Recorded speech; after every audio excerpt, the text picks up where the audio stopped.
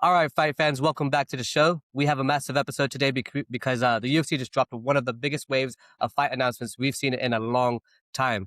Khamzat Chimaev versus Sean Strickland at UFC 328, Ilya Topuria versus Justin Gaethje on the historic White House card, as well as Alex Pereira moving up to heavyweight to face Cyril Gane. Kyle Dawkins versus Bo Nickel in one of the strangest matchups the UFC has booked this year. But it's not just fight announcements. We're also going to go into the MMA world, basically exploding in controversy with Dana White and all the other stuff going on there. Colby Covington basically going off on the UFC, being left off the White House card. Bo Nickel's calling it basically Colby Covington out publicly to fight on that same card as well. And at the top of that, we got Ronda Rousey blasting the UFC, saying it's no longer the best place for fighters and that the promotion has stopped making the biggest fights in the sport. So today we're going to be breaking down all of that, the fights, the drama, the politics, and the biggest debates happening in MMA right now. My name is Kaz, and today I'm joined by Colin.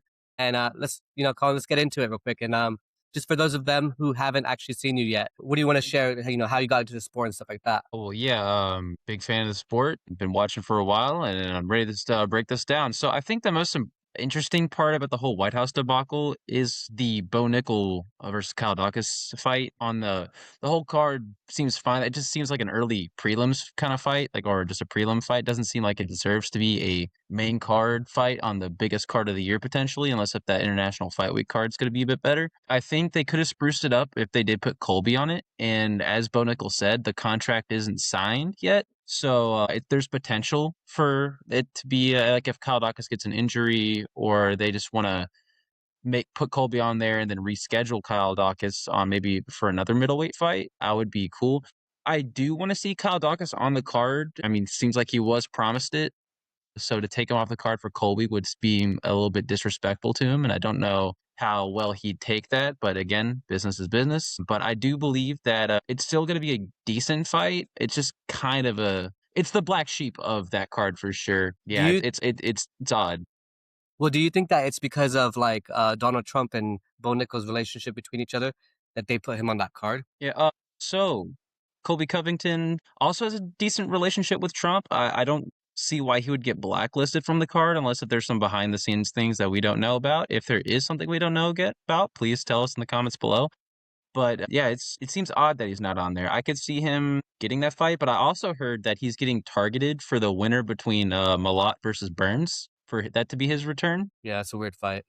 It is a weird fight, but I could see him fighting Gilbert Burns or Mike Malott in the future as well. So maybe they're just saving him, but the White House is a pretty huge card, so I don't see why you wouldn't want to get the guy dressing up like he's ready for the Boston Tea Party, not on that card. I think like he'd bring some extra energy to it. Yeah, yeah, definitely. I think it's I think the fight card itself was very underwhelming, the matchups itself. And then I know I texted you during that time and you were like, "Oh no, I think it's actually a really good fight card." But in my opinion, at the time I was just kind of like, it's kind of underwhelming in my opinion because I was Right. expecting something like John Jones versus Alex Pereira, Topuria versus like Islam Makhachev, like maybe Sean Strickland versus Hamza, like stuff like that. Like that's what I was kind of anticipating. So yeah, when you're hyped the whole card up for the year, you think it's going to be UFC 300, and to only get six Or better. fights and one of them being questionable, it still is like I'm going to assume there was some huge drama going on in the negotiation rooms, especially between John Jones and Dana White, and Dana White's being salty at John because he probably was getting lowballed.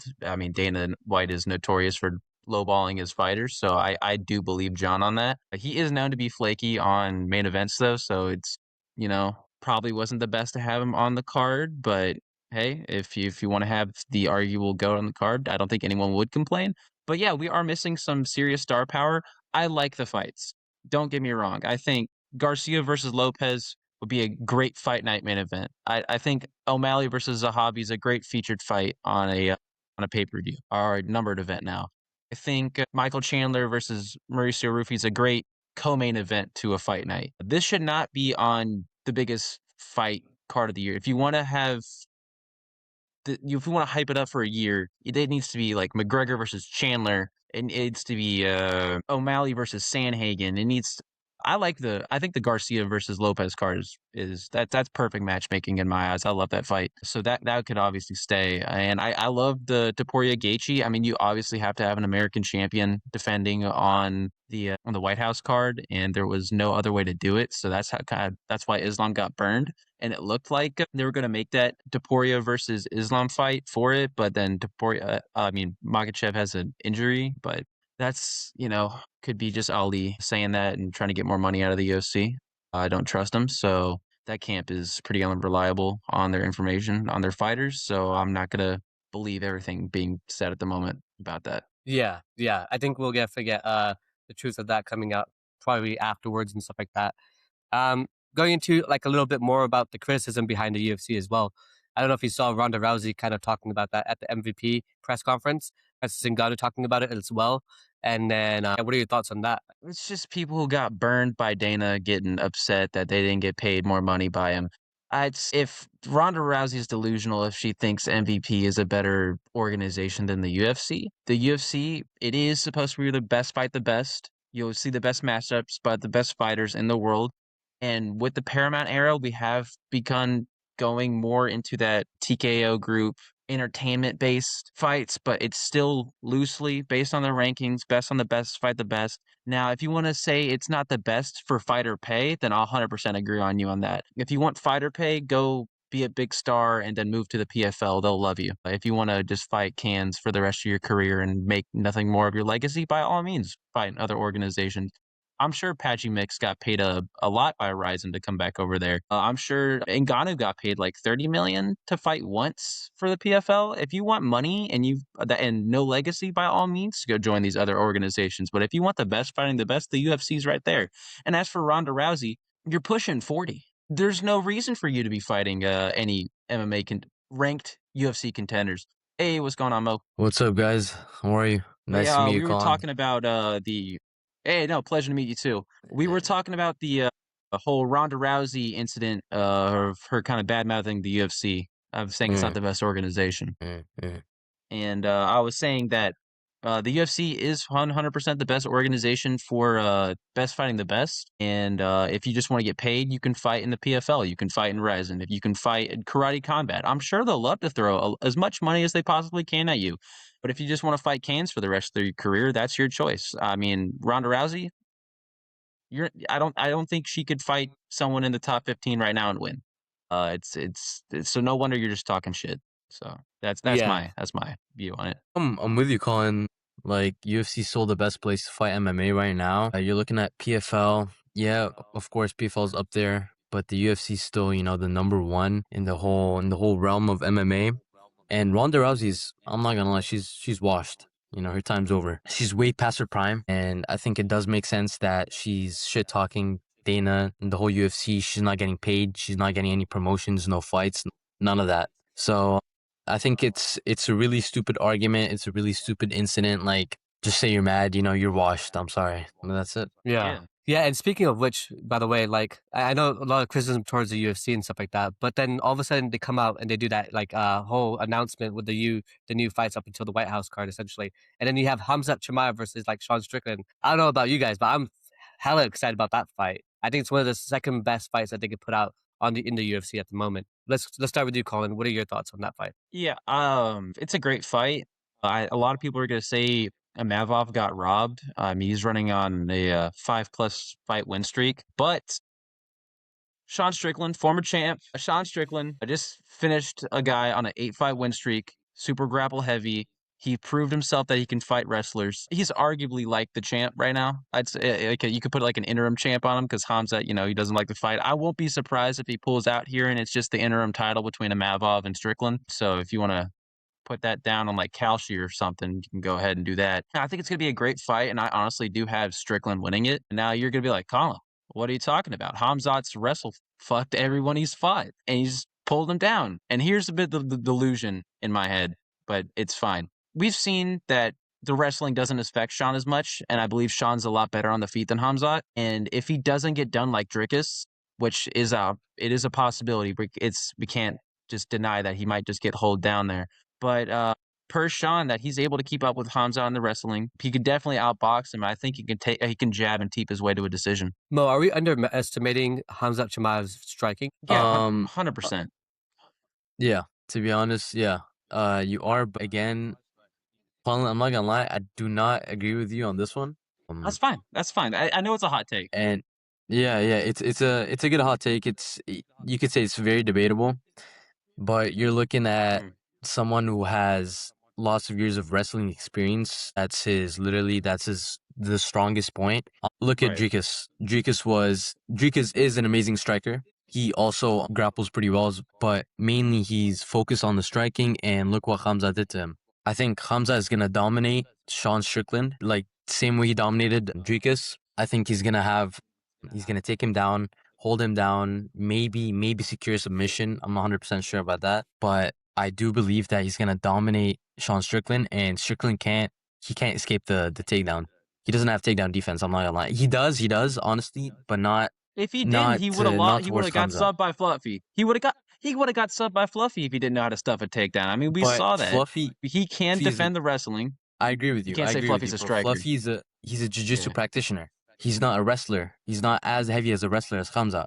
That's the thing about these wrestlers. These wrestlers Yeah. they believe if I can take you down and hold you down, I just won the fight. I dominated the fight. That's all I need. That's all he needs. I think we're also Sean Strickland has the best, I'd say, distance management in the middleweight division. I think he's gonna use that to his advantage and not let Khamzat get him too many times. There are gonna be a couple rounds where Khamzat's just laying on him. I'm not gonna lie. It's a high factor that could happen. But I'm gonna take Sean's puncher's chance here, and that he's gonna be able to rock him on the feet, wobble him, and get himself to a decision. It's gonna be hopefully it's an entertaining fight, and it's not just like Khamzat versus Dricus. Because if it's just like Khamzat versus Dricus, or Max versus Oliveira, or Islam versus JDM, then we're gonna have a serious problem in the UFC because we can't have all of these guys as champ. We're gonna have to.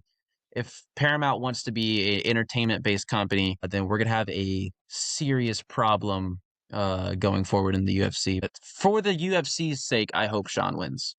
But I'm not gonna lie, Khamzat could totally smudge him to a decision. I don't think Sean's gonna get submitted because if you can't submit Dricus with his wacky ass style, I don't think you're gonna submit a guy like Sean, who does have a good grappling base. He doesn't like to use it as a lot because it's just against his code or whatever, but he does have a good grappling base and he can strike with the best of them. I think he's going to be able to at least make it to the decision. I don't think he's going to get finished, but I think he's going to take like a 48-47 decision. Yeah, do you guys think it gets past 3 rounds? I'm just curious. Yeah. Yes. I mean, I do, Absolutely. but it's I don't think there's going to be a finish because if we take Sean Strickland's not Gerald Mearshart or any one of these guys that just gets flatlined in 3 seconds by Khamzat. Yeah, Khamzat, I think he's gonna get some reminiscence to Gilbert Burns when he went through that war, and I think he's gonna have some real troubles with Sean. So That's you fair. probably think it's going to be like the... Go ahead, Jeff. Yeah. Sorry, go ahead. I was gonna. Let's be honest here. I mean, is there anyone in the division that you think can mess with Khamzat? At least give a chance, if not Sean. I thought Fluffy, I to don't be think honest so with you. either. Fluffy has, like you said, good jiu-jitsu. He does have decent wrestling, but he's just gotta recover from this loss. I want to see more from him because he got tested by a crafty vet by Sean. I'd like to see him fight maybe like RDR next, since they're both coming off losses. To see since they're both wrestlers, see who really edges it out. And But, if we see some good flashes from Fluffy, then I'd say maybe he can get a chance back because I'd say RDR's the second best wrestler in that division right now. Maybe Fluffy. So they're 1-1 for me. So I just want to see more before I can say Fluffy can out wrestle Khamzat. But RDR actually moved up to light heavyweight. So Oh, he did? yeah, he just announced it on his Instagram recently. But Okay, well, Mo, what's your take On him moving up, on basically what Colin was just sharing in regards to the matchups between like Khamzat Chimaev versus Strickland and... if Khamzat was able to dominate Dricus for 5 rounds straight, I can't see it in my mind. Colin, you have lots of UFC knowledge. You have lots of MMA knowledge. I very respect that. But to me, no, that does not make sense whatsoever. that's perfectly. It's a hot take. I get it. Khamzat is a dominant force.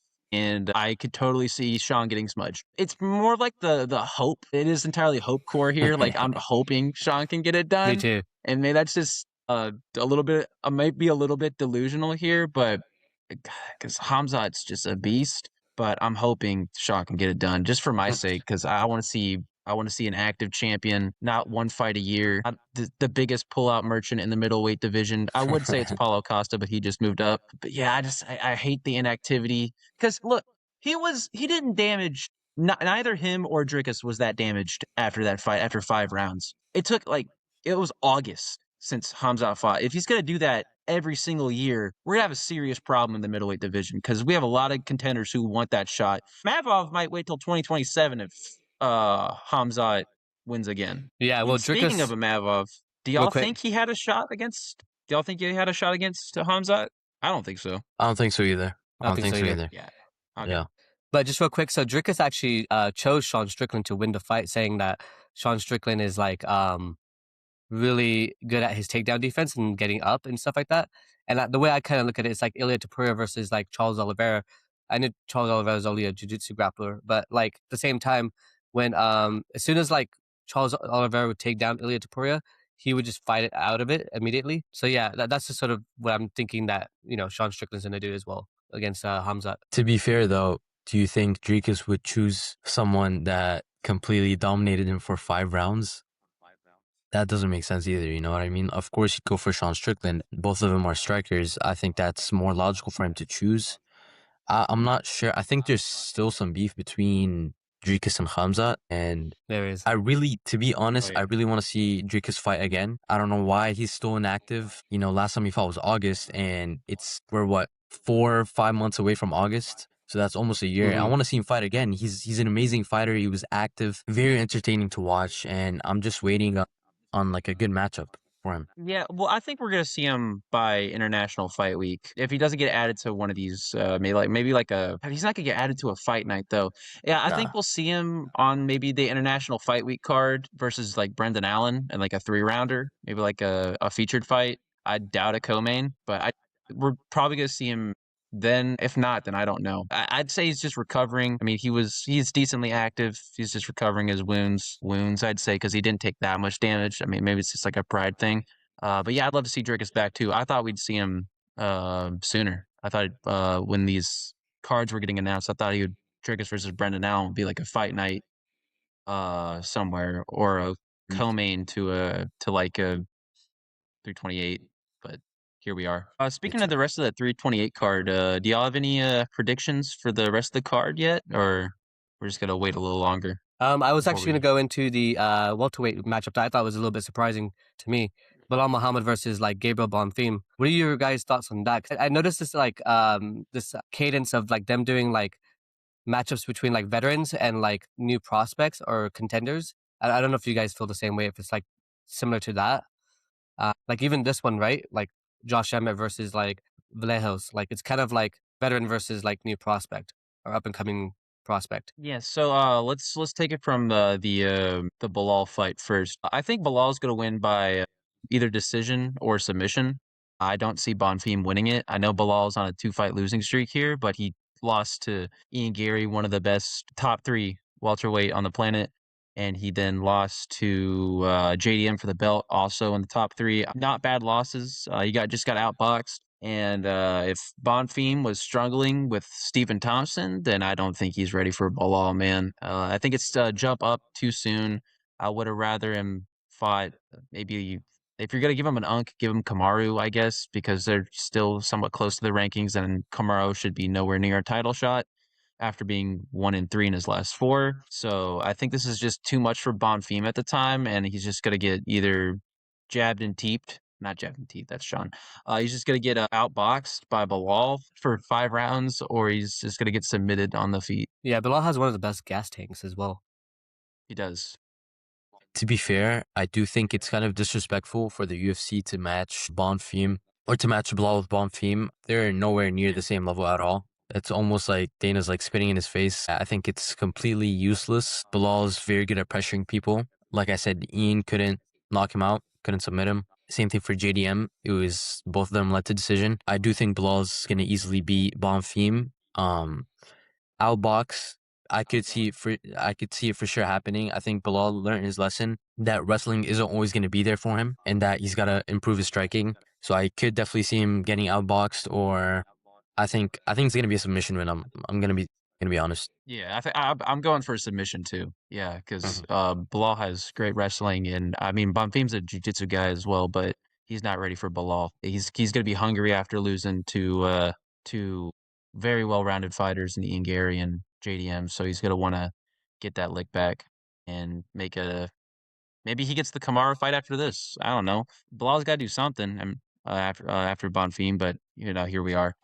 Yeah, if Bilal loses though, that's gonna look real bad on JDM and Ian, their resumes, or maybe just Bonfim's that good, who knows? But yeah, Bilal by late sub, maybe like a round three sub. I agree. I agree. Yeah, and then going into that as well, another like interesting matchup is like the Paulo Costa versus like Mirzakhanov. What are you guys' thoughts on that one? I guess like Costa is basically more of like a aggressive striker with a 14-3 record, and Mirzakhanov's obviously undefeated. So yeah, go ahead and take away. Okay, that's on this Miami card, right? Mm-hmm. Yeah, UFC Mhm. 328. Okay, Yeah. okay. We talked about this. I mean, me and you did. I haven't heard Mo's opinion on it yet, but I'm gonna take Paulo. He looks huge at 2, and while Mirzakhanov is fantastic Sambo fighter. He has great striking, great wrestling, scary dude. I'm still gonna take Paulo. I'm gonna take that veteran experience to get it done, and he could just be another victim. I could see it happening, but I think I'm gonna take Paulo by decision. To be honest, in my opinion, I'd have to say the same. I'll take Paulo. He's 14-3. He's a really good striker. He's very aggressive. Mursakhanov he is undefeated in UFC, and he does pack a punch. But again, Costa's just too good, and it might be close. Like I said, it could actually be a fight, to be honest, because both of them are really good strikers. But it's like me and Cass talked about this. It's like when it comes to light heavyweight and heavyweight, you all the guys are too heavy and they're so strong. No matter how good you are, one strong punch could easily knock you out. Doesn't matter if he's a vet or if he's new, just one strong, good punch, a hook, a cross, or whatnot could just knock you out. And so, like you said, Costa could be a victim of this, but I think it's going to be a decision fight for sure. Who did Mirzakhanov fight last? Was it Dominic Reyes? No, that was Olberg. Just Mm-mm. got him out of there. Who did who was it that I don't remember, was but it he did knock the Ostermeyer? motherfucker out. To be honest with you, like big time. Yeah, I remember it was a first round knockout, but I can't remember who it was. But yeah, if you want to talk about the other new events coming out, like what do you? But we already know about the events before the UFC 328 card.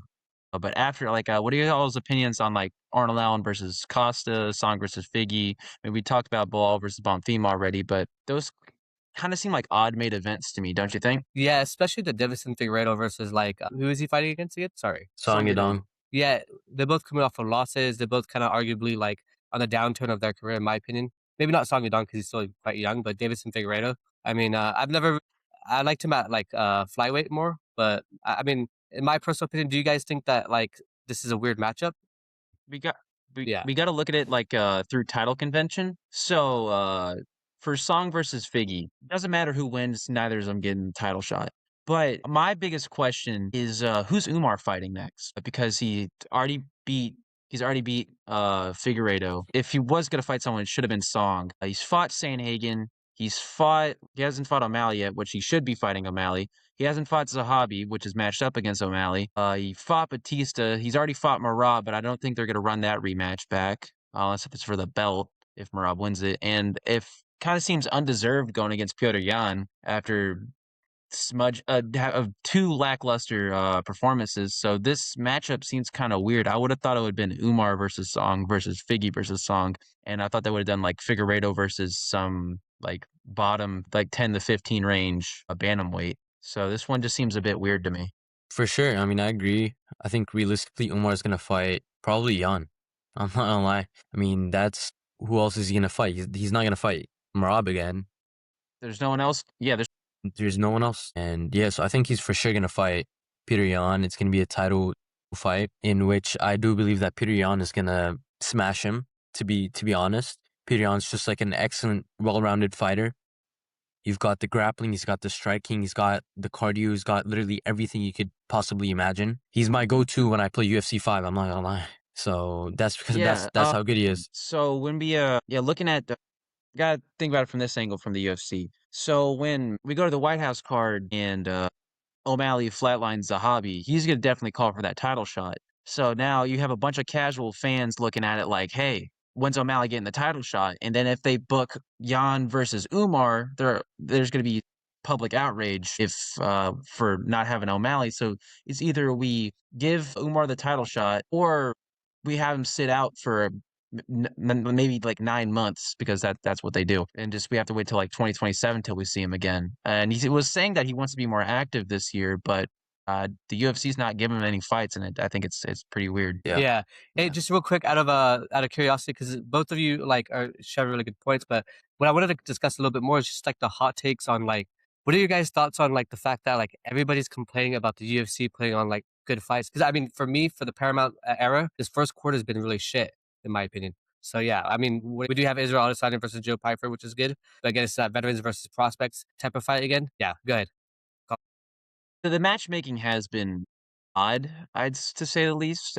We have seen some questionable fights, especially on our main events. I mean, looking at like we said, the Song versus Figgy fight, that's weird.